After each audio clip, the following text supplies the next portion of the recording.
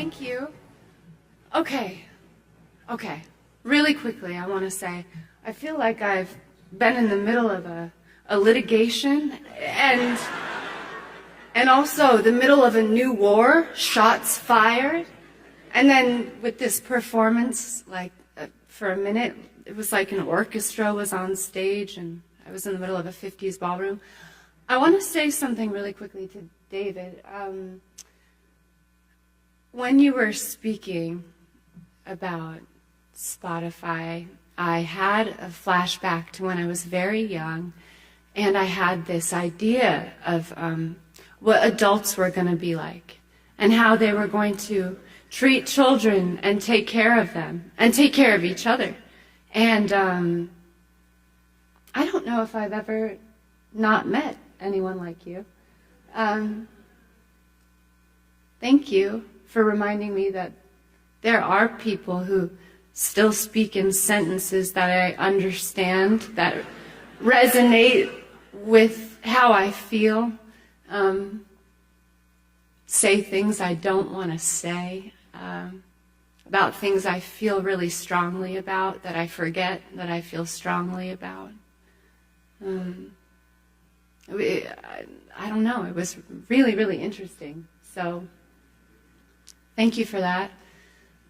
And Jody, I mean, can we get a round of applause for Jody Gershon?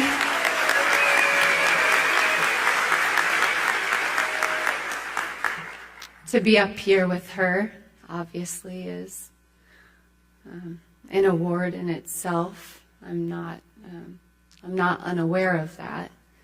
To have Stephen Huvane sitting with me and my manager, Ed Millett, of 15 years is a privilege, and I don't know. You kind of have to be in this room to know how important and special that is. God, I just felt like Aaron Brockovich for a minute in the middle of this whole track. It's perfect. Okay. This is just like the Ivors, where I had nothing to say, and then I heard all the information, and I just now I have so much to say. Well, I'm from Lake Placid, New York. It's 6 hours north of here. If you go through the Cascades, there's really only one way to go. Until I was 16, there was only about 900 people there. Coldest village in the nation, other than the city of Duluth, by the way. Fucking freezing. I graduated from Rose Hill up in the Bronx with a focus on metaphysics. I don't know what's happening up here, but we're going to go there. And because I was thinking about it down there when everybody was talking, and I was, I'll paint like a really quick picture of what it was like when I was getting into music. I was at Fordham up in the Bronx. I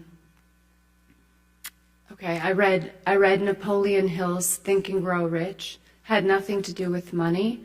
I switched from the business program into becoming a philosophy major because his major point was to burn all bridges except to plan A. Absolutely no plan B. Now at that point I was 18, so the wake of my past had not crashed in, life hadn't happened, and I was very open to only having a plan A, and I was thrilled with it up until about the age of 26 when life was complicated by then, after I became a little more well-known. But up until then, my only friends really were in the books that I read, and, Napoleon Hill, things like that, or Esther Hicks, Ask and It Is Given.